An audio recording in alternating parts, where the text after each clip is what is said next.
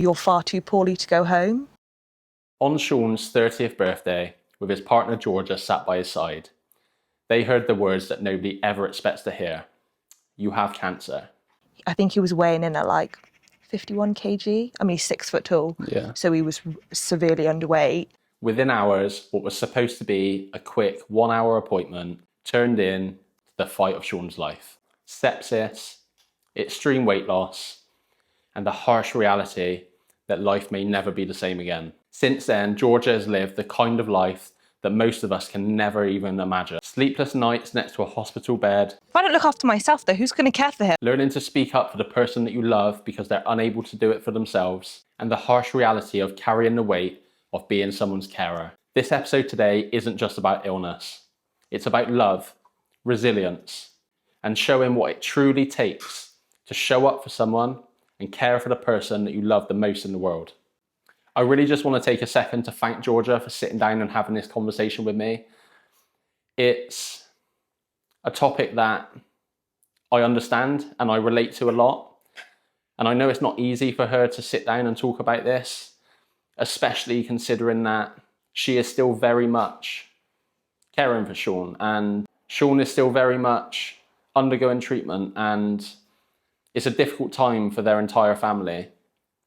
I really think though that having this conversation was needed, and I think it could really help some people. I think there's a lot of people out there going through similar situations, if not the exact same situation.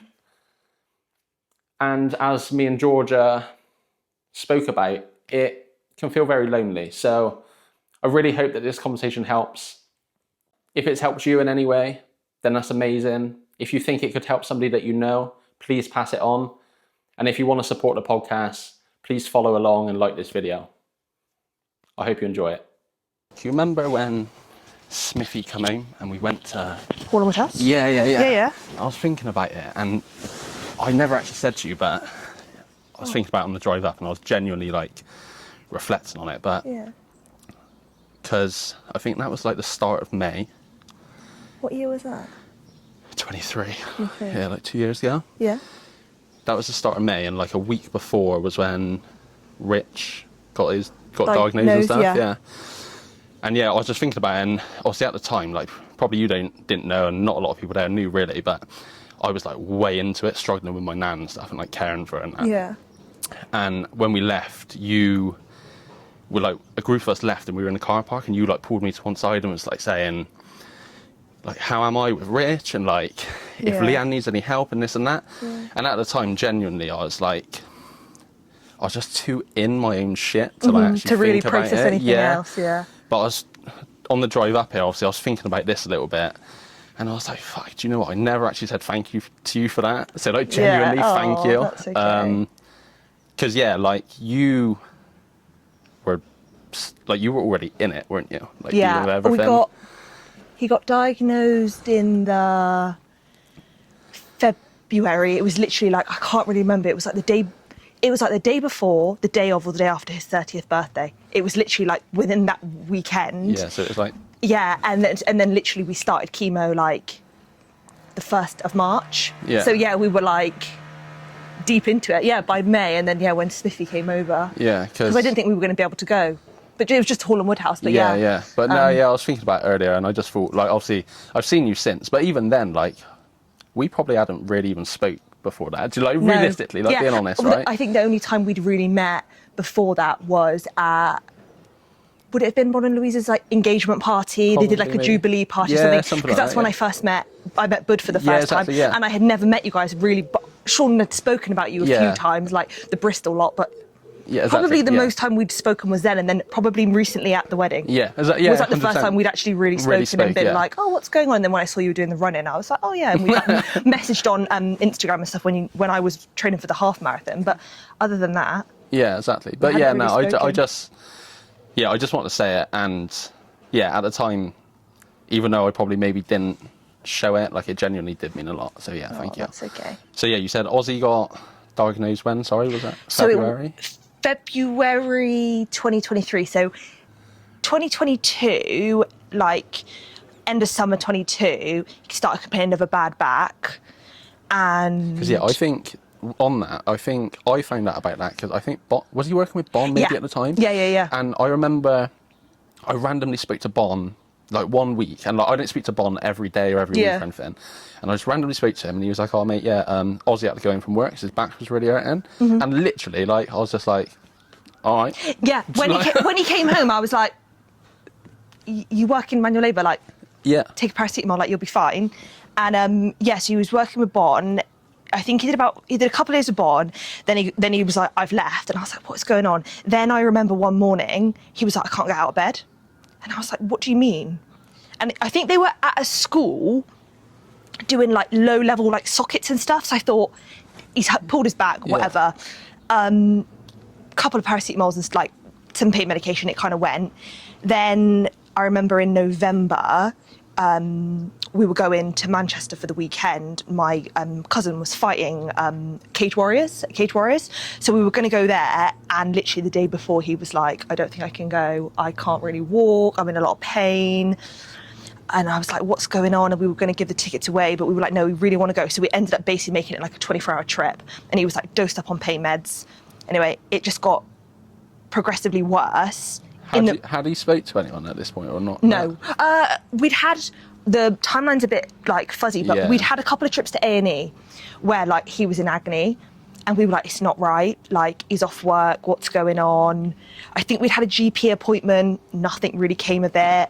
We then started to pay privately for sports therapy, like sports massage, because he thought maybe he had like a slip disc, because he was still playing hockey. I think he was playing roller hockey at the time. And then basically, in hindsight, it did nothing, but we were like, "Oh, it's working. It's really helping alleviate some of the pain." He was having it like once a week. It basically just got so bad. Looking back now, pictures from like Christmas 22, like he was so ill. Yeah. And I don't think we really, when you're in the moment, you don't realise it. Yeah. And my parents and his dad were seeing him like a lot, so we just kind of didn't notice it. Like maybe if like I'd have seen him or bumped into him, then I probably would have noticed it. Probably someone that wasn't seeing him as frequently would have been like, "Oh my God, are you okay?" Yeah. Because I get upset when I look back at pictures now. Like he was so pale. Like my friend had a baby in December of 22, and we met her in the January, and there's a picture of Sean holding her. It doesn't even look like Sean. So when I look back on that, I think, oh my God, he was really unwell. Basically, it progressed, it got worse. We were ending up in A&E quite a lot. I think I knew something was wrong when they were giving him morphine at the hospital, like just in the waiting room, just to kind of like ease the pain. We had a GP appointment, and they were like, "Oh yeah, something's not right. Like we'll put you on the waiting list for a scan," and it was like 5 months. Yeah.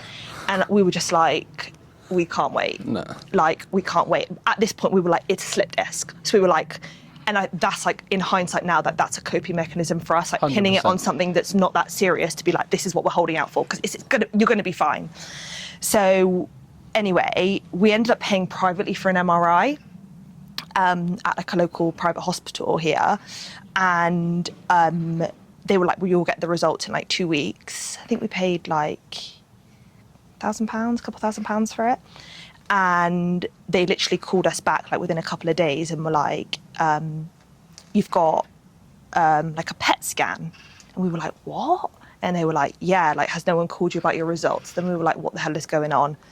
So we go to the hospital like a couple of days later, and they're like, "We found something, it's really big, we need to send you for a biopsy." So I think at that point we kind of knew like, heart sunk a little bit. Yeah, I remember this was all in Swindon still. And obviously like at this point we're still going through like grieving Sean's mum, who had died like the year before from cancer.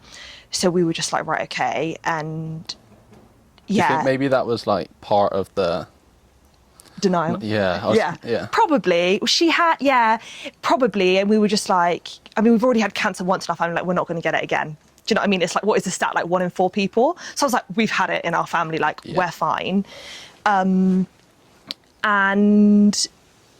we then, it went from like weeks of like A&E trips, then sending us away, waiting lists, like nothing happening, to us paying privately, to like within weeks, it was like boom, boom, all boom. systems go, like. And then it was like, we had an appointment after the biopsy. We got a letter saying like, you've got an appointment at the Churchill, which is a specialist cancer hospital in Oxford, at the Sarcoma clinic. And I was like, what the hell is sarcoma? Like, what is going on?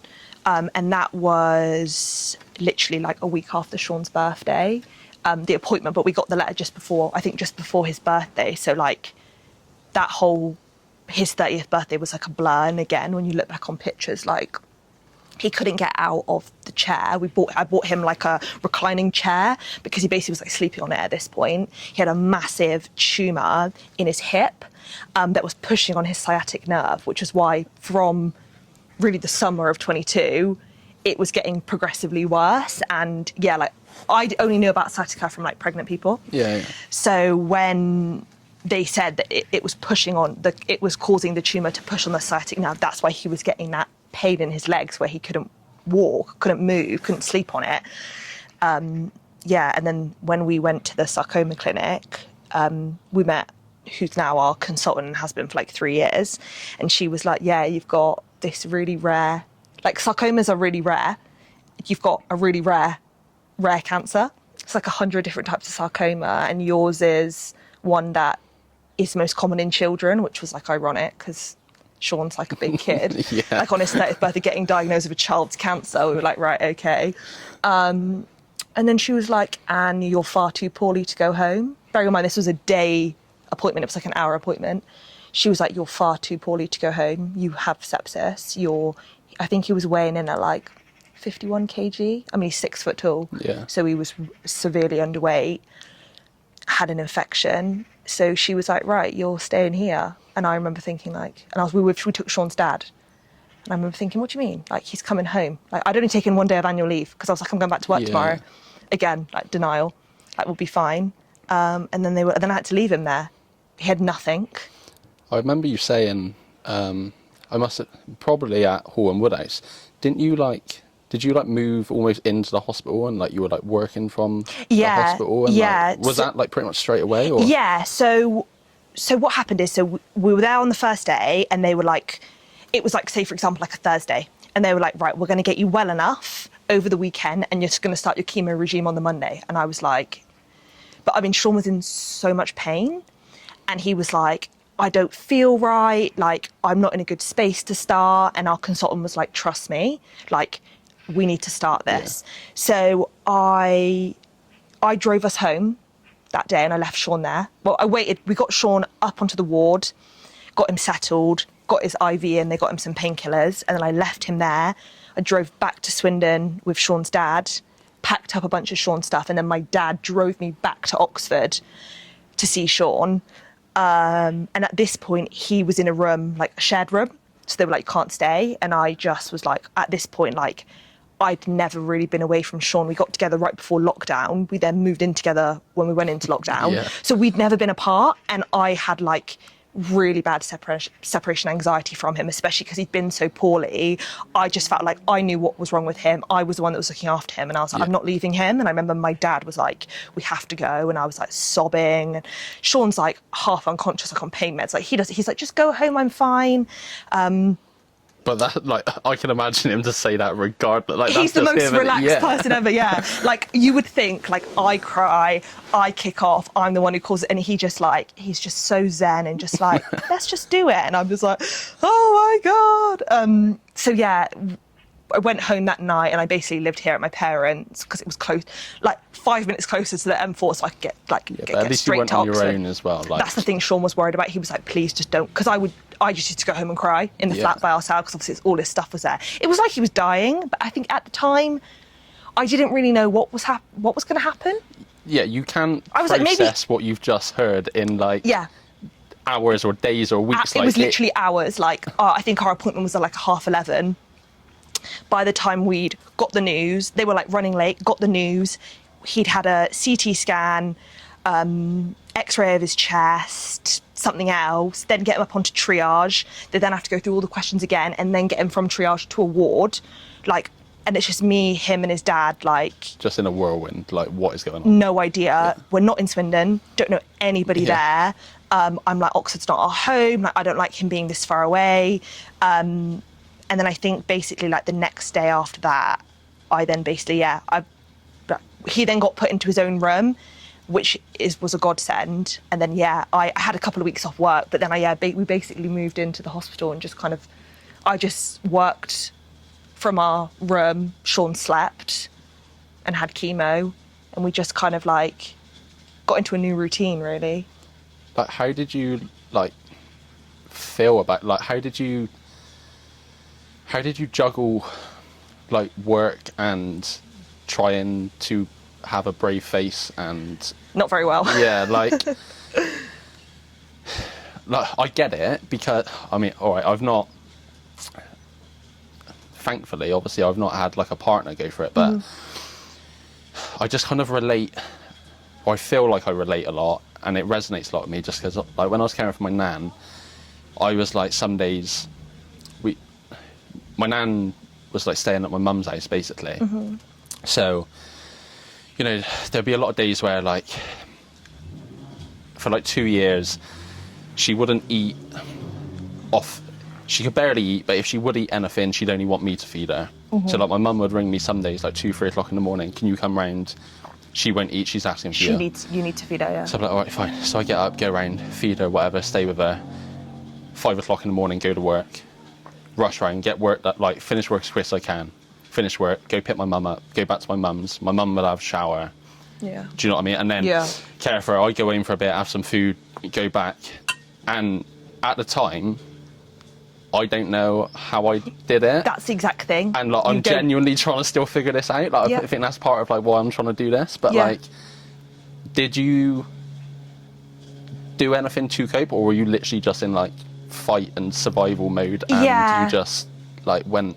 Probably a combination. I think when it first happened, I remember, and I've realised now, I mean, we're going into like his third like relapse of like of cancer coming back, and I think I go through this phase where we get the news and I go into like, life is so unfair, I'm never going back to work, I'm not doing anything other than being with him, why should I have to? It's this very much like, I think, processing it. I remember shouting at my manager on the phone. I was at the hospital and he was just calling me to check in. And I think he'd said, like, you know, how do you feel about work? And I just remember... Yeah, just lost it. I'm never coming back to work. Why should I have to? And, you know, he was obviously trying to explain to me, like, I work for the local council. So he was like, how it works and how we can be flexible. And I go through that phase first of being really angry, really, I'm not doing it. I'm not going back to work. Why should I have to? Life is so unfair. Sean doesn't deserve this. That lasts about a week normally. And then with the support of my parents, Sean's dad, my sister, like my friends, my colleagues, Sean mainly, I kind of then am like, okay, this is where we're at. Like, life isn't fair, but also like, life goes on. And I think I remember during the first round of chemo, I was off work about 3 weeks. It was about 2 weeks in, and one of the nurses, I had gone out to get Sean something to eat. He didn't like the hospital food, so I'd gone down to, like, there was like a little M&S food hall, and I'd gone down there and I bumped into her, and she was like, what are you still doing here? And I was like, oh, Sean's on day 4, whatever, of treatment, of that round. And she was like, but what are you doing? And I was like, treatment. And she was like, no. She was like, you can't sit and watch him forever. And I was like, yeah, I can. And she was like, no, you can't. She was like, he'll get sick of you. You'll get sick of him. She was like, you'll resent each other. Yeah. And she was like, you need to show him that life goes on. And I remember thinking, like, whatever. But it really stuck with me, actually. Like, things do, don't they? Yeah, like, when I'd come away, I had like kind of brushed her off, went upstairs, sat, watched Sean again. And I mean, at this point, Sean was just sleeping all day. He'd be wheeled off for a scan, wheeled back, he'd be asleep, like, because he was on really strong like chemotherapy drugs and loads of anti-sickness and stuff. And then I remember, I think one night I was driving home, it was like an hour drive, and that's where I did all of my thinking. So I'd like call my mum, call my friends, or like just kind of like talk to myself about like, I think like process the day, what the next day would look like. And I remember saying to myself, like, I can't do this, because they had told us like treatment's going to be about 8 months. I was like, I can't do this for 8 months. Like, I need to get a routine that works for me and works for Sean. So then I was like, right, I'm going to go back to work. Work keeps me busy. It keeps me like motivated. And it's just something else to like occupy your thoughts for like 6 hours or 8 hours a day, isn't it? And but I think that was the bit that I was worried about. I was like, what happens when I have a moment where I'm not thinking about Sean? Like I'm thinking about one of my kids at work, or I'm worrying about something stupid, like, you know, which in the grand scheme of things is nothing compared to what's going on for Sean. And I sometimes would feel like a bit selfish about that, of like, oh my God, like I didn't even think about Sean for that hour. But like, I've realised now, like, that is okay. Oh yeah. Like, and he knows that, and he's like, go away, go, like, it's fine. But it's hard in the moment. People say that to you and you're like, how dare you, don't know what I'm going through. And I think you have to let yourself have that process to be upset, to feel those feelings, so that you can then move on to the next phase. Because I used to hate it when people were like, you know, it will be okay, like, you know, don't rush back to work or do this, and you'd be like, you don't know. Yeah, like, shut up. Yeah, shut up. And I realised, like, you need to do what works for you. And I think that's why when I said to you, like, whatever you need, let me know. And I remember saying to Leanne, like, if you don't know what to do, just call me. Yeah. We can talk it through. Like, there are things that I can help you with, the practical side of like the finances. If you want to talk about how Rich is getting on your nerves because, you know, he's been waited on hand and foot and you're running around. If you want to have a coffee and talk about girl stuff, like, because that's what, like, you just have to, don't listen to what other people say in terms of like, don't rush back to work, or you need to focus on you, or you need to do this. It's like, everybody's experience is so different, and you will find what works for you. You just have to let yourself feel how you want to feel. Did you find it kind of, you know, like when people say these things to you, it's obviously like it's coming from like a good place, right? And they just care about you, and obviously they're trying to protect you, right? Like obviously they know what Sean's going through and they know how hard everything is, but they're worried about you, especially if it's like close friends or close family or whatever. But then I was always like, in my situation, there'd be certain times and I'd just be like, mate, like, I appreciate it, but like, you don't have a fucking clue what you're on about. Yeah. Like, you've literally, like, you haven't even cared for a dog before. Yeah. And then you're going to try and give me advice on, like, how to care for my dying grandmother, or like, your sick partner, or whatever it is. Yeah. And I'm like, I used to leave sometimes, like, I'd go places or meet people because I needed to vent, and I just needed to, like process, like you said. And I'd leave being more wound up. Yeah. And I'd be like, that motherfucker. Yeah. I used to feel like that. And I used to feel like, I remember I got to a stage and some of my like really close girlfriends would be like, I don't think you should come, because I used to go with them, like we'd go out for like a couple of drinks or like just to catch up. And I'd be like, I don't want to talk about Sean. Yeah. Don't want to talk about treatment. Let's just chat. And then I'd be listening to them talk about what's going on in their lives, and they'd be getting, you know, for example, she'd be getting really upset about she's had a row with her partner, or, you know, her mum, or work, and I could feel myself. I could feel the rage growing in my body. Are you winding me up? Yeah. Like. And I'd want to then turn around and be like, oh, I'm sorry. Yeah. Is work sounds really difficult for you. Do you know what I'm going through at the moment? Yeah. You know, my partner like hasn't slept, and, you know, he's having life-saving treatment, and I don't know where he's going to be in 6 months' time, and, you know, he could die, and I remember feeling that rage. And then my mum, God bless her, like, I couldn't do any of this without her.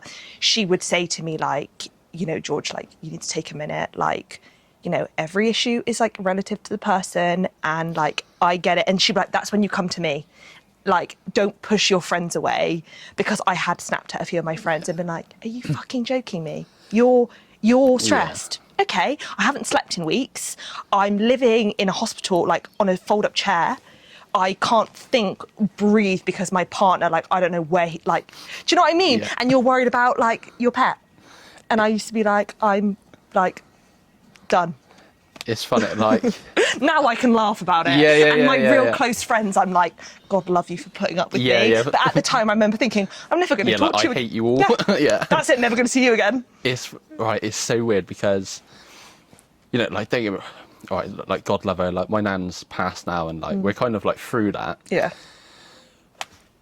But we at Beyond the Chair, like, we've all spoke about this so much, but I think one of like this sounds really weird, but like the biggest privilege I've took out of everything is exactly what you've just said. Is like, life is so minor to me now. Like, little problems that before, like, if I'd have been on the motorway, got a flat tyre, that'd been like the worst day of the year. Yeah. And You'd be like, now, this week is ruined. Yeah, and now I'd just be like, no biggie, I'll just get a new tyre. Yeah. Like, yeah. Don't care. I'm like, oh, now I've got like an hour to wait. Like, it's fine. I just a bit of time for myself. It's like my capacity for suffering is like through the roof almost now. Yeah. Like, and it's really funny, like, because again, like, love her, like, Hardy was so in it with me.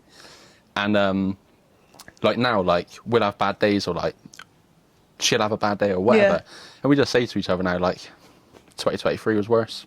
Yeah. Right? Yeah. And, like, it's almost like...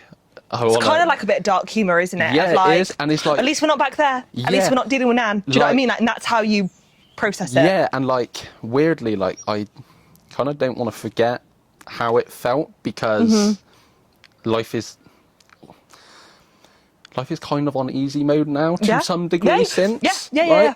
But I wanted to ask, like you said earlier, like, obviously we sort of started talking a little bit more about the running and whatever. And just because I've mentioned it, so many people have obviously said to me, because I'm doing this run and whatever, like, what's wrong with you?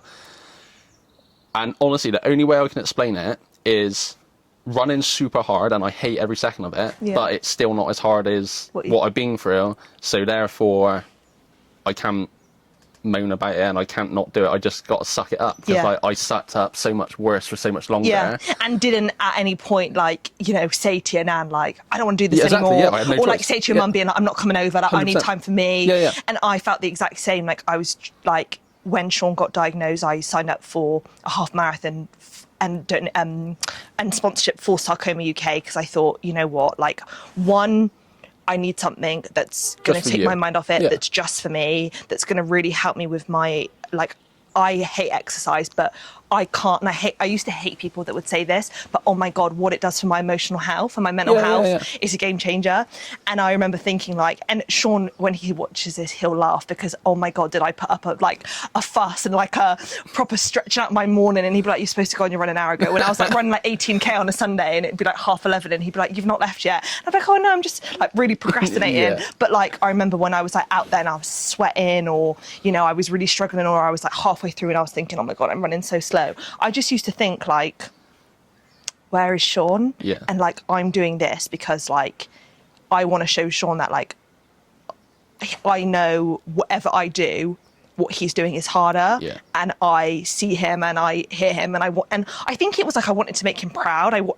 He was doing so much, and I felt like I was doing absolutely nothing. So I was like, let me show him that I can do something hard, especially as a girl who had never really run before. I'd been to steamrollers basically once or twice, and that was only because Sean dragged me there beforehand. And yeah, but like the running thing, and people would say, like, how do you fit it in? And I'd be like, I just needed it. Like, and now, like, I'm doing another half marathon, and I'm just like, it's all come at the right time. I need it again. And yeah, I just feel like it's not that hard. It could. So funny that you just said you wanted to show Sean that you could do something hard, but then I literally feel like shouting at you, because like, you were literally doing one of the hardest, or like, you are, not were, you still am, doing like one of the hardest things imaginable. It's funny how we lie to ourselves, isn't it? About like, that we're doing nothing. When it's like, and I remember, you know, there'd be times where when Sean was like feeling better and stuff, and he'd be able to like make me a cup of tea, or he'd be able to get up and get his own meds and stuff, and I'd be like, and we would joke about, you know, how like, oh, you don't need me anymore, like, you know, you can crack on. And it wasn't until he was able to start doing bits for himself that I realised like how much I was doing, you know, like, it was like organising all his appointments, making sure that, you know, he's ready for chemo, that getting him to Oxford because I mean, our treatment's like an hour away from where we live, making sure that, you know, he had all the right food that he wanted. Hospital food is awful. He could only eat certain things, so I was doing massive food shops. He would then decide when we got there, I'm really craving this. If it was an hour away, I would drive an hour away and come back. I would go without dinner because he needed to eat. You know, I would hold down a full-time job. I would make sure that he had clean clothes, that the flat was done, that we had a full food shop, you know, like, I would make sure that all of that was done. I was like the emotional support for him and like we were making such massive decisions, like the decision to have chemo, what chemo to have, how we want to do it, what we want our plan to look like, you know, all these things. Like, and I remember thinking like, I remember just looking at Sean and thinking like, we're just two kids. Like, what the hell are we doing? Like, you grow up like real. I know. Fast, and we'd only been together. Oh, how long had we been together? About 3 years, 2.5, 3 years, which that's not a long time. Like, yeah, I think living together in lockdown really sped things up for us. But like, to go through something like that, like we're not married, you know, and like all of a sudden, like I'm his next of kin and we're making like massive life decisions, like decisions of like, do you want kids in the future? Well, yeah. Okay, well, sperm, embryos, eggs, like what are you going to do? I remember thinking like, he can barely think for himself. He's like nearly unconscious. He's in so much pain. And we're making like massive life decisions about what our future could or couldn't look like. And it's not even like you had time to like you said before, like process or think or anything. It's just like right now, like tick the box now. It was Wednesday finding out what kind of cancer, what the treatment plan is. You need to make your decision by Friday because Friday we're going to freeze his sperm because Monday once chemo starts you can't do it. I remember it's the same like with Rich Lawyer. Like I remember like again all a blur, but I spoke to him like one day, and he said like obviously Leanne was already pregnant. Yeah. So in some ways, I guess, bless him. But but they were like, he was like, oh mate, they're saying that I might not be able to have kids after this. And like again, like I said, like at first thought, I'm like, oh, okay, well, I guess like Leanne's pregnant. So like, yeah, you know. But then he was like, they're saying that like this is just Bud being Bud. He's like, yeah, I got to go have a wank. And I was just like, what now? And he was like, nah, tomorrow. And I'm like, all right, like. Okay. Well done. Like, keep in the loop. And then like he rang me after, and he's just like, yeah, they wouldn't let Leanne come in. And I'm just like, all right, well, like so far, I think he's still got his sense of humour and he's still doing all right. But then, like I remember, like you said, like even I was sat there outside in thinking, like, this is a lot. Like 3 days ago, you told me you got cancer, and now you've had to like make all these decisions. Yeah. Why would that? It just. You don't really realise it, and I think in the moment, like you're making decisions in the one place they tell you not to make important life decisions, which is like in a moment of panic or like, but you just realise like how out of control you are. So it was like, we have to make a decision. So like, what do we want to do? Do you think a lot of it decisions like end up being made just like on pure instinct or like? Yeah, I don't think you can really process that. There wasn't really time. I think they're really, like, I can't talk for everyone's experience, but like for us in Oxford, you know, like they would be so lovely and they'd be like, they would just be really honest with us. Like, look, you don't have a lot of time to make these decisions. What do you need to know from us to help make this decision the right decision for you, given the fact that you don't have a lot of time to make it? And that was really helpful. But like, it just, in hindsight, like I could never imagine that this is what I thought mine and Sean's life would look like. And like some of the decisions that we've had to make, even up until like last week, decisions that we're making about resuscitation, end of life care, like this is just not something that you think you ever do with your boyfriend. I just said to Sean, you're just my boyfriend.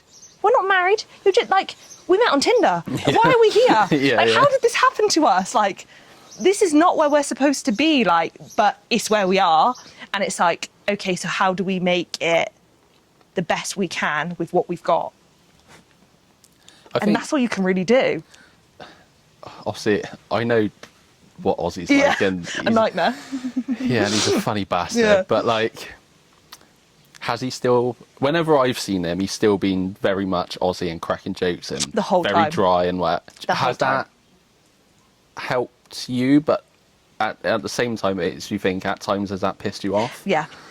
I think for me, it really helps because like that's just, people always say to me, like, is he always like that? I'm like, he does. They're like, does he ever turn it off? I'm like, no, that's just his personality. Yeah.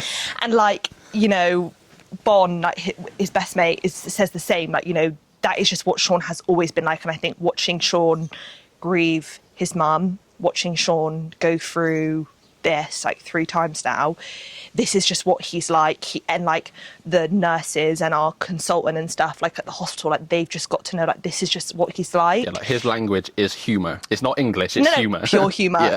Dark humour at times.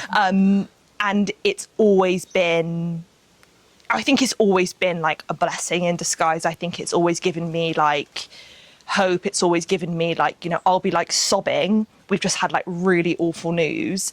The consultant will leave the room and he'll like look at me and then he'll like make a joke. And I'm like hysterical, like I can't catch my breath, but now I'm laughing. Yeah. And I just think, oh, God love you. Like, but then I think it makes me angry because I think you don't deserve this. And I guess I only worry when that dark humour goes. But it's only happened twice in 3 years where you know, he's been in real serious pain or things have gone really wrong and he then like, I can tell. So I think it's a blessing because that's when I know he's not good, is when that humour slightly goes. And then I'm like, right, okay, this is when I need to step it up a little bit. This is when I need to step in because he's not coping. Have you felt like when he's sort of had those like wobbles, I guess, have you almost felt the need to try and be funny? Yeah, and it doesn't work. Yeah. And then it does kind of pull us out of it because then he's like, you're not funny. That's not you. Yeah. He'll just be like, leave the jokes to me. Yeah. And I'm like, right, okay. I'm like, well, if you could get back to it, that would be really great because I'm the one that cries and you're the one that makes a joke. Like, so yeah, it's a blessing and a curse because at times I just think like, be serious. Like when I'm in my life's not fair, I'm never going back to work. He's like, yeah, you are. We've got a house to pay for. I'm never going back to work. Like even when he was in remission last time and I was like, you know, let's go on holiday. Like, let's just go and live life. He's like, no, George, go back to work. He's like, I'm a lady of leisure. He was like, I need you to work. Like things like that. And I just like, yeah. And like dark humour, like even last night we all got together with a group of his friends and we were like messing around, like playing a game and stuff. And Sean's making like sick cancer jokes. It's like too soon, Sean. Yeah. But like he's dying. The boys are all laughing because they're like, okay, it's Ozzy. We know that he's processing it and that's how he communicates. And that, yeah, I think that just, I don't know where I would be if I had a partner that was, you know, wasn't making light of it. I don't think I would cope. On that, just quickly, do you mind if I go into, you mentioned about like last night you met some friends and whatever. Mm-hmm. How's it been though? Like I felt at times, I was so conflicted because there'd be social events that I kind of felt compelled to go to, but then I'd get there, and the last place I wanted to be was there. Yeah. So I was shit company to be with at the time. All I wanted to do was go home, and then I'd go home, and then I'd feel shit because I've left, right? And then I'd get home, and you're in a foul mood at home. Yeah, and then my mum would be like, "Would you just go home, like go back to yours because you're no help to me there?" And I'd be like, "Oh fuck, all right." And then I'd literally just go home, sit there, just this like negative spiral. And Hardy would be like, I thought you were going out. And I was just like, well, I did, and I didn't want to be there. So then I went to my mum's, and she told me to leave, and she was like, well, you're bringing the mood down here. Like, well, yeah, right? And, like, how's that been for you? Have you must have, like, gone through those sort of cycles. Massively, and I think there's a couple of different, like, versions. Like, I think the things that I struggled the most with were, like, we missed weddings, friends leaving parties. Like we had friends that like went traveling, that have moved abroad, missed like big like events like in my family, like things that were really important to me and Sean, that we had like pre-booked like concerts that like meant a lot to us, like visits, that kind of thing. Those things I found really, really hard, but like, you know, we cancelled them when we were together. But yeah, definitely like me going out and socialising, I was just rubbish company. I remember sitting there and being like, I don't want to be here because I'm not having, I don't want other people to look at me and be like, oh, she's having an all right time, isn't she? And her partner's in hospital, which I know they were not thinking, but in your mind, you're like, everybody thinks everyone's judging me. Yeah, they're like, oh, we didn't think we'd see you. Like, you should be at home like sobbing because your boyfriend's ill. And then, you know, or I'd come over here to my mum's and my mum would be like, she calls me prickly when I'm like, a bit on edge. She'd be like, you've been a bit prickly today. And, you know, it's because like I'm going through it with Sean or whatever. And she'd be like, you're bringing the mood down here, you know. And then I'd go back to Sean and Sean would be like, I told you to go out. Like, why are you here? Yeah. And then, but then on the flip side, when we would get to a point where Sean could come out, I would hate it. Yeah. I'd feel so stressed. Why are you getting near Sean? Have you got a cough? Have you got a cold? Yeah. Or I remember, it's not a very nice like trait to have, but I remember thinking like, oh, now you want to talk to him. Oh, now you want to check on him. Yeah. I haven't heard from you. Yeah. You haven't offered to help. Do you know what I mean? It's like, nobody can win. No, when you're supporting someone who's supporting someone going through cancer or whatever, you can't win. It's a lose-lose, yeah. Yeah, like they're in a foul mood. You could do everything and nothing and they'll hate you. Yeah. And you just have to ride that wave. And I remember really feeling that. And even up until now, like I still have like moments like that. And like one of my best friends, like Amber, like God bless her soul, like I can be horrible to be around. And she just like, she's just there. She just takes it because she's just like, you need to shout at me. You need to cry at me. You do it. You don't want to talk to me. That's fine. You want to talk. You want me to go and bother Sean. You just let me know and I'll do it. And like, yeah, because I was, it's hard to be around somebody. Yeah. And I imagine Harley probably felt that way. Like it's hard to be around somebody who's supporting somebody because it's a lose-lose. You can't win. I think our situation was a little bit different only because me, my mum, my stepdad and Harley, we were all of us caring for my nan basically, like in some capacity. Me and my mum more hands-on with the actual caring, but like my stepdad and Harley still very much picking up the slack everywhere else, right? But then Harley's nan was sick, so she died. So my nan died 2023, Harley's nan died 2023. We got married that year. There's a few other little bits that happened as well. So that whole year was just stress overload. And then obviously like Rich got sick. So then I was like,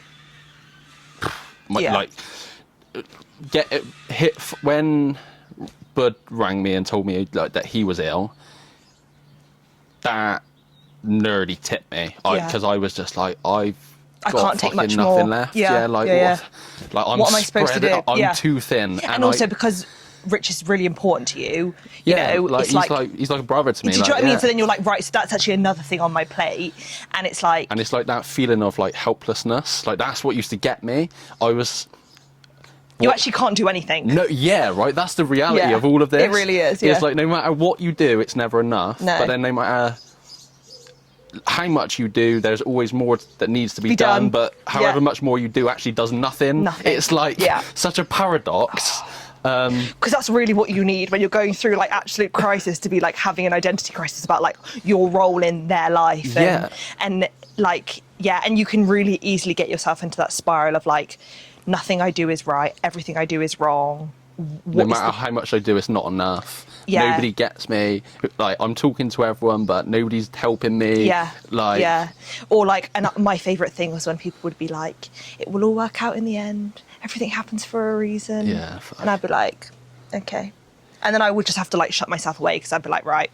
But then you get to that point where you're like, I'm then becoming the problem. So I was like, okay, I really need to like take a step back and think, you know, they're just trying to help. And like you said, like when people reach out to you, like, I know you can't do anything, you know, so like, thank you for letting me know that you're thinking of us. Like, on that though, and I sound so bitter saying this because I know everyone just cares and everyone wants to check in and see how you are, see how Ozzy is, blah blah blah. It's fucking tiring knowing it. Like keep having the same, like it's so weird. Again, this is what I mean, it's so weird. You want to keep having the same conversation, but every time you have the same conversation, it drains your battery that little bit more.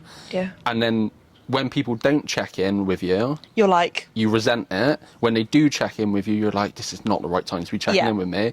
And I remember I used to get the dread of looking at my phone. I'd be like, you know, we'd get up to Oxford, I'd get Sean in his room, settled, chemo, or like we'd do pre-meds, wait a little bit, I'd be, you know, everyone's coming in, they want to, also because Sean is like life and soul of the party, all the nurses, the minute they see Ozzy written on the board, they want to come in, say hello, so we're getting all that sorted. Finally, chemo's on, we kind of take a breath, I'd pull out my phone and I'd just have this pit in my stomach, because it'd be like, all my extended family checking in, my mum, my dad, my sister's partner, then it would be, you know, it would be my friends, it'd be Sean's family, like, and it would be the same message over and over again. And I would just feel like burnt out because actually I would just want to doom scroll on my phone and not think about where I am. But then also like, I know if I'd have sat there and I'd not had a single message, I'd have been like, everyone hates me, everyone's forgotten about us, like what's the point in life? But like, like the same messages over and over again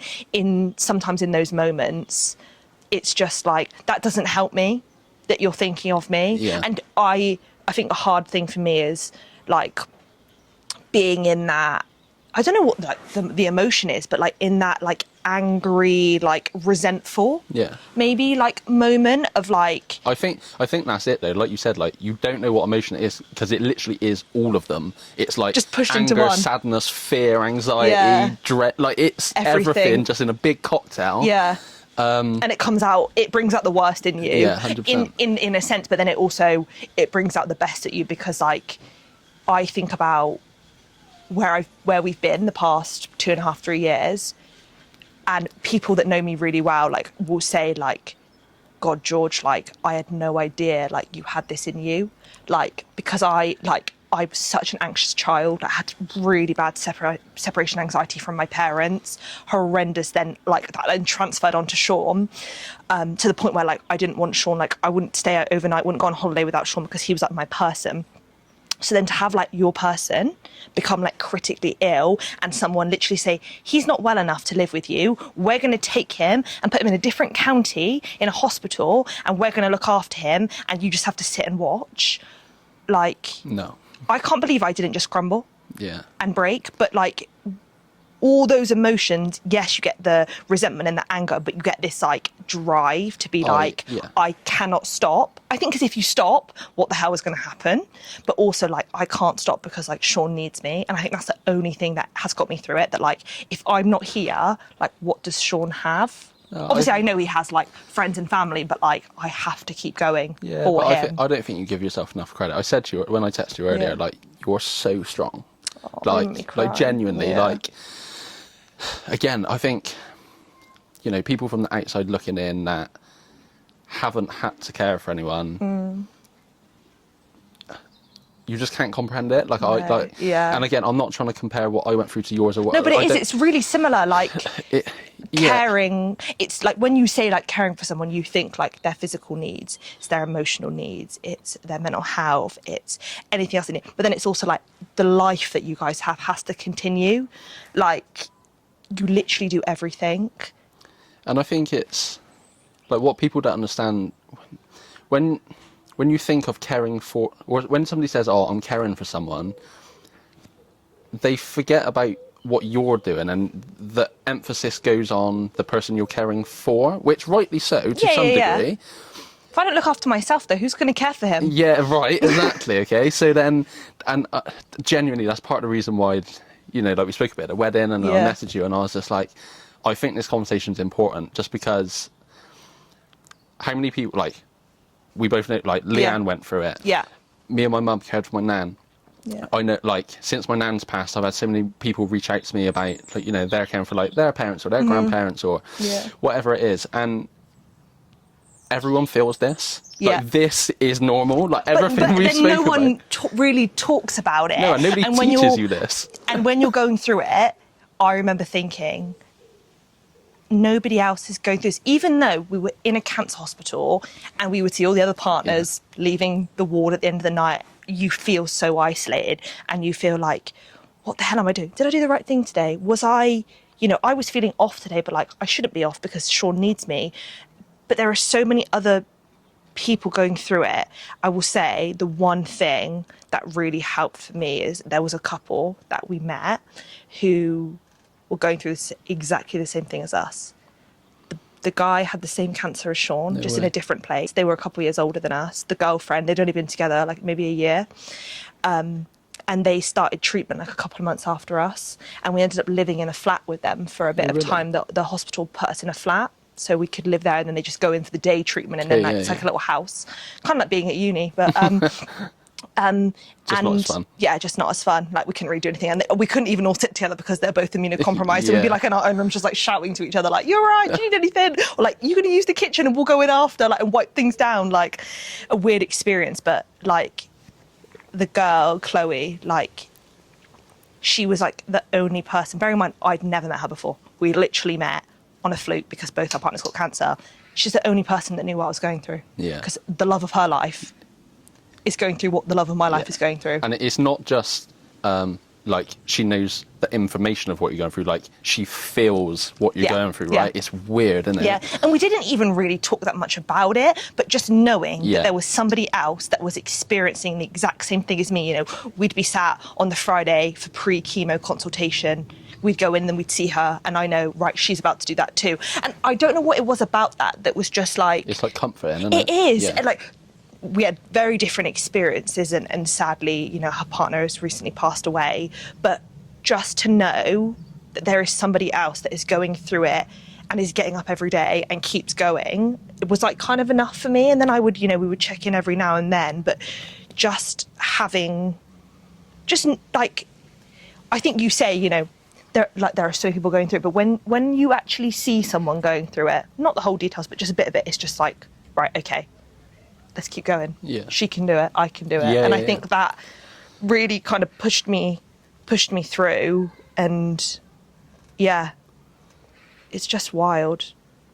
I don't think I could have done it without knowing. Just having her there was really helpful. Yeah, it's like all of this now. Maybe that's kind of why I've been drawn to doing this and having these conversations. I don't know, but I think I've naturally always been like quite like an empathetic person, right? I think it's like probably for a long time in my life I thought it's one of my biggest flaws, because like I naturally, and I don't mean this in like a negative way, but like I feel sorry for people, and like I kind of like you take on a lot of right. I naturally like carry people's weight and like what they're going through, and then in a lot of ways throughout my life that's almost been like my biggest flaw, because that's for me as well. Stunts what I want to achieve and I want to do, because you're taking on everything else. My work always say to me, like, you know, you can't solve everyone's problems, and you can't take on everything because there's nothing left for you to process. And people do see it as a flaw, and it can be a biggest detriment, but I also think like it's probably why we've realised that we get on really well. It's I think it's an incredible quality to have, and it's something that I really value in myself now, and I gravitate towards people like you who feel the same way. But yeah, it is hard, because it's like, what more can I take on? I feel like I'm actually like, you got any problems? Come to me. Let's talk it through. Funny, because I've not got enough going on. But I think sometimes that's like a motivator to be like, look, it's like kind of that like twisted thing of like, sometimes you feel better about your own problems when you know someone else is going through it too. Yeah, look. I really felt that. I know it's awful to say, but... No. I 1,000,000% agree. Like, this is, again, like, I always listen to podcasts, right? Like, I say always, like, probably the past 10 years, I've, like, actively listened to podcasts. But I used to listen to, like, I don't know, stuff about, like spitting chicklets about hockey and, like, whatever, right? Like, humorous stuff. For the most part, they were just distractions. And then when I was looking after my nan, obviously I was in my truck, like, obviously I'm a lorry driver, right? So I was in my truck all day, and I'd like find myself at like 4 o'clock in the morning driving down the motorway, radio not on, nothing on, and I'd just be like thinking and crying my eyes out to myself. And like, I definitely shouldn't have been at work. Anybody saw me on the road from Swindon to Oxford late at night, I'm surprised I never got pulled over. I'd be sobbing. Again, no music, nothing, and I had to put on. I was like, audiobooks were a big thing for me, because otherwise, like, being alone with your thoughts. That's it. Like, so not a good time. I literally just started actively. I was like, surely somebody must be talking about something like this, and I just started looking for like someone, almost someone that was suffering more weirdly, right? So I can think, all right, my life's not that bad. Yeah, kind of. And then I was like listening to all these stories and like all these people, and it was like proper inspirational. And like, I think these days, like social media and whatever, like some of these things can be a bit cringy and whatever, and it's just like, oh, people just doing this for attention. But then the more I was like actively listening to stuff, I was like, nah, do you know what? Like, there are so many people that have done so much more with their life than me, but been through so much fucking worse. Like, what am I, like, just get on with it. Like, and again, this sounds really horrible, but in my situation, I didn't know when it was going to end, but I knew it would end. Like, it was inevitable. Right? It was only there was only one outcome from it. So I was just like, I just need to get to the end. Like, I just need to get to the finish line. And didn't have a time frame, didn't know how far it was going to be, didn't know how long it was going to take. Sometimes that's worse as well, isn't it? Yeah, kind of. It was part of what was killing me, to be honest. Yeah. But yeah, and like, I was just listening to all these stories and all these people talking, and I was just like, fuck, like, this is so bad. And it wasn't even anything related, really. It was just like... But you then pull similarities, don't you? Because you think, oh, right. And I think that's really reassuring to a degree, and like, really, you can go back to like having the smallest issue and it's how people cope, and you think, right, okay.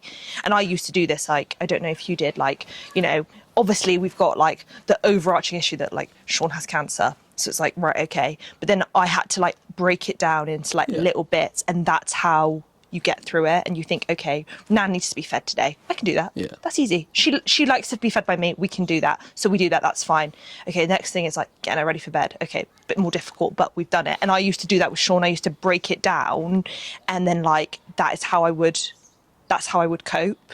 Because if you look at the big picture, oh yeah, it's just overwhelming. You just think, and then you can't even put one foot in front of the other. You're just like, I can't do this anymore. I think, yeah, like that's important, because, and just important to highlight, I think, because I kind of forget that we're doing a podcast, but like, I guess, would you say that's almost like your like key bit of advice for someone that is like maybe watching or listening to this? Like, hopefully, obviously, people have learned something or like gotten something out of this, but like, would you say that's maybe like one of the first places to start is like, don't worry about the big picture. Yeah. Worry about today, get through today, and then worry about tomorrow. That's what I would do. Like, so, and even like last week, I mean, this time last week, what is it today? Saturday, yeah. This time last week, I couldn't get out of bed. I was just like heartbroken. And I remember, you know, like talking to myself and thinking, right, okay, don't think about the big picture that Sean has cancer. Don't think about what could happen. Don't think about what might happen. Is he all right today? Yeah. Is he up eating? Yeah. Could I go out and sit with him? Yeah. Okay. And when, you know, or even like, you know, this week, have we got anything big on? No. Okay. This week's going to be a good week because actually he's all right this week. Yeah. You know, and then and if it gets to a point where the week's not good, then we go down to the day and we'd be like, is today going to be okay? And if not, then we go down to the hour, you know, and then if it gets to that point where we don't have an hour, then we'll deal with that. But you can't think about, I think you have to give yourself that bit of time to think about that big picture and to feel overwhelmed and to feel upset and to feel angry and to process that. And then you just have to take it day by day. And I used to hate that piece of advice. I used to think, what good's that going to do me? But actually, like, it is the only way that you will get one foot in front of the other, is just taking it day by day, you know, week by week, like month by month, like whatever your situation is. And that is how I feel like I was able to kind of like move forward. And I think maybe for Sean as well, you don't want to sit there and think, oh my God, I've got this really rare cancer that could kill me. But actually, if I think about this week, I've got enough pain medication. I feel really good. This is what I've got planned. This week's going to be sunny. Yeah, do you know what I mean? We're complaining that we're hot and we're loving it. Do you know what I mean? This is the least of our worries. Like, I think, and like, this is so much of probably what I've spoke to you about today is like, honestly, at the time when I was in it, was it all bullshit? Like I didn't even, I was not thinking this clearly or this way. No. And if someone had said this to me then, I'd have been like, fuck you. Like, I don't want to hear it. Yeah, right. I just think, like, for me, genuinely, like, the way I will live my life now is like, you can only control what you can control. Yeah. So, like, again, like in your situation, like, or both of your situations, to some degree, you can't control the cancer or even the treatment that goes with that. So, like, and again, I know this is so easy for me to say, but like, don't put too much, like, mental capacity on that because it's just out of your control. Yeah, it's wasted, and that's the biggest thing. It's control what you can control, which is how you spend your days, how you feel, who you spend time with, what brings you joy, and like that like is the second biggest bit of advice, because you just otherwise, because I could quite easily let this completely consume me. And even now, if I sit and I, you know, want to go through it, it will just consume me and I won't leave this sofa. Yeah. But you just have to take it that bit at a time and control what you can control, and everything else it's out of your control. Like, and I don't want to waste time rotting away, ridden with anxiety about things that I'm never going to be able to change. And I think that is just how, like, let yourself have that time to be angry, to be resentful, and then just take it day by day, and you will be okay.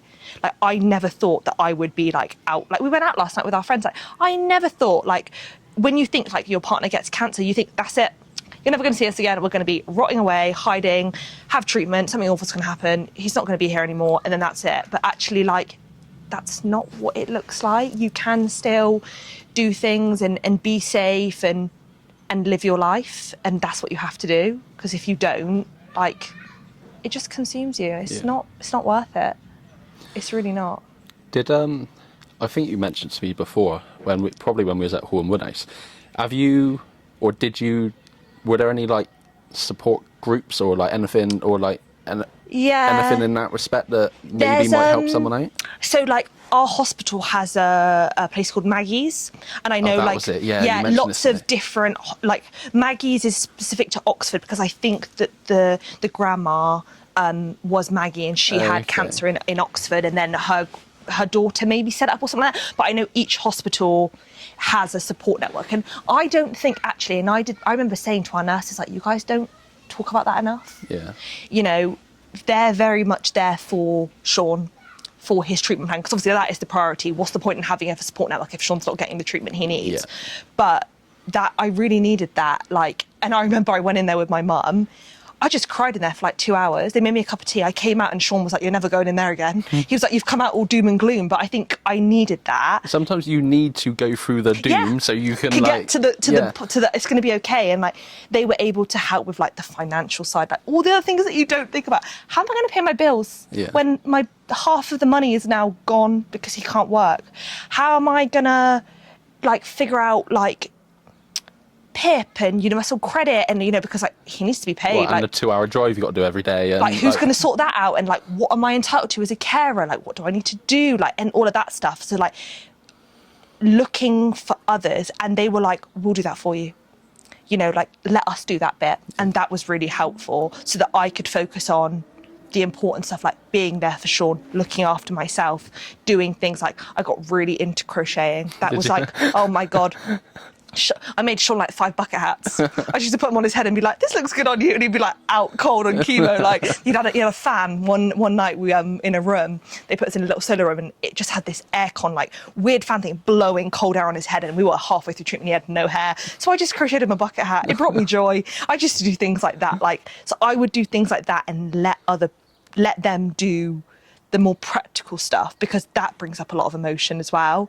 And I know there are like support groups online and stuff. I didn't join any of those, but I think I'm quite lucky that I've got like a family. My family are really great and they were huge for me. I would let them do a lot of the caring for me. They would do our food shop at times, they'd wash our clothes, they'd come in, clean the flat for us and stuff, so that I could then do that stuff for Sean, because you can't do it all. Oh yeah, my house was a mess for like 2 years. You can't do it all at once, and you sometimes have to let others step in. And I think it's easier to do when it's family, because my mum just doesn't take no for an answer. Do you know what I mean? She just lets herself in and she'll just do it when we're not there. And it's like balancing, like not feeling like a burden, but actually feeling like it's okay for people. Let people look after you so that you can look after them. Like, so I could look after Sean because Sean was their priority as well, but Sean didn't want them doing anything for him. So let them do it for you so that you can do it for them. And I think that was really helpful. And yeah, Maggie's was really great. And I would recommend to anybody, like just going in there, like when Sean's asleep during chemo, like you don't need to be watching him. Like he doesn't know that I'm there. So actually just going into Maggie's, they make you a cup of tea. They'll say to you, do you want to chat or do you want us to leave you alone? And it would just be nice, like knowing that there were other people in there that were going through some like things. We said earlier, right? You don't have to talk, but just to know, okay, someone else is going through it while their partner's been taken for a scan and they don't know what to do with themselves. So we'd all they ran like support groups and stuff, but I thought I'll just cry throughout the whole thing. Like nobody needs to see that. But just being around other people that are going through similar. It's just, like, I just can't echo it enough. I had never... How can I say this? I had never been like against support group. I just didn't really have a thought about them. It was just something that I hadn't needed to think about, right? Like, you know they're there, but you're like, I just don't know how. Yeah, I don't think I need that, or like it doesn't fit into my life at the moment. So yeah. And then now, massive advocate for it. Obviously, like help Reese and George be on the chair, all that sort of stuff. Massive advocate.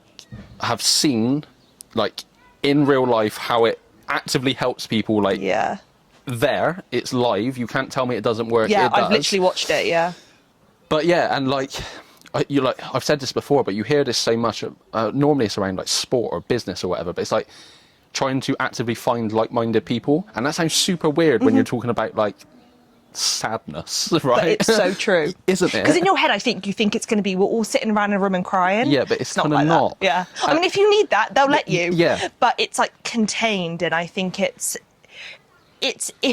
if you're really anxious about going to a support group or stuff, even doing that like with your family. I remember I would come here, like in the evening, even if it was like 9, 10 at night, I'd drive past mum and dad's and I'd come in and my mum, my dad and my sister would be sat there and we'd have our own little support group and I would be able to like offload and talk about stuff. They'd be able to give their input, and like you don't realise like kind of how powerful it can be. Yeah. And like, I know we talked about, you know, going through that resentment, feeling really angry, like people that support you, they can't do it right, they can't do it wrong.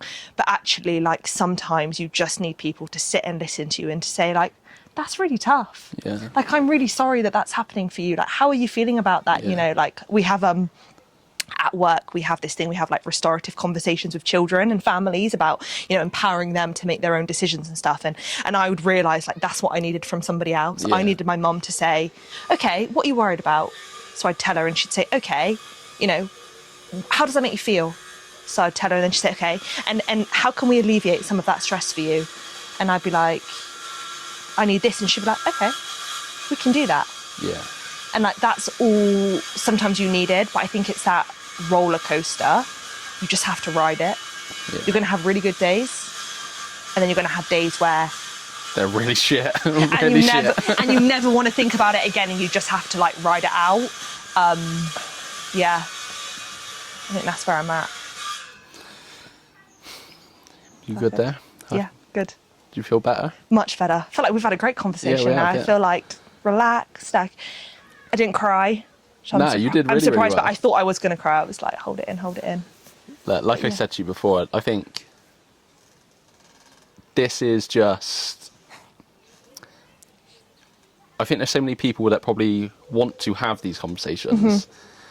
Either don't have people around them that they feel that they can, or they just don't have the courage to, or whatever it is. And like for me, like I said, it's almost like someone could eavesdrop on this. Yeah. Right? And just listen in, because I would have loved that. Yeah, right. If I was sat at Maggie's and I'd heard someone having this conversation, I'd have literally lapped it up. Yeah. That's what I needed to hear. And I think it must be really difficult to go through this. It's difficult to go through it when you've got a support network. But if you haven't, but just to hear something like this, to be like, try this, or like, oh, Georgia said she felt like that. Oh my God, that's how I feel. And like, but it's past. Or like, oh, Gal said that. Or someone like, just saying, you're allowed to feel like this. Like... Yeah, absolutely. You feel resentful today. Great. Yeah. We've been there. Yeah. We're still there at times, like, and that's okay. And I think that's really powerful because, like, there's no right or wrong, but it can feel so isolating. So, like, if somebody hears this and thinks, oh my God, I felt a bit like that, that's good enough for me. Yeah. I think, again, just last thing, I guess, from me is, I think you get to, you know, your 20s or whatever, and you think you have to have life figured out, and you should know what you're doing with everything, and you're an adult now, right? So, like, you've got a job and bills and a car and whatever, and a house and whatever else. And then something like this happens. Nobody ever once mentioned to me as a kid about, one day you're going to have to look after someone when they're dying. One day you're going to have to, like, you know, you are the person that, you need to provide the support for everybody else around me. Like, didn't know. Like, sounds, like, so obvious when you're saying it out loud. Yeah. But when it actually happens in real time... I remember thinking, has anyone ever been through this before? How did anybody ever cope? Like, how does anybody know what to do? And, like, why don't they teach this at school? Like, how to live with, like, a terminal illness, or how to live with, like, a really serious illness. Like, you just think, like, Jesus Christ. And I think that's why it's so important that if you go through it, share your experience, talk about it, because 100%. it happens a lot. People go through it. And we both said at the very beginning, I needed to hear this. And I might not have been in a place to hear it, but just to know that now this is available, and I'll probably come back and listen to this when I'm in the pit of something next time, and I'll just be thinking, to then hear that actually, like, it's going to be okay. Yeah. Like, it will be fine. And at the very least, the absolute very least, you listen to this and just go, that's not for me. And then you just carry on doing whatever you're doing. Like, well, I can't think of anything and hopefully you figure it out, right? Yeah, absolutely. But this was good. Like, thank you. No, thank you for this was like having therapy me. for me. So thank Me you. too. I feel great now. Sean's going to be like, oh God, Gas can come over more and let her offload. It's been amazing. And I'm so sweaty. Yeah, unreal. It is boiling. And we are very much matching. I know. And Twins! Yeah, thank you, Dan. This was good. I loved it. Thank you so much for having me. I hope it all turns out well. No, of course, yeah.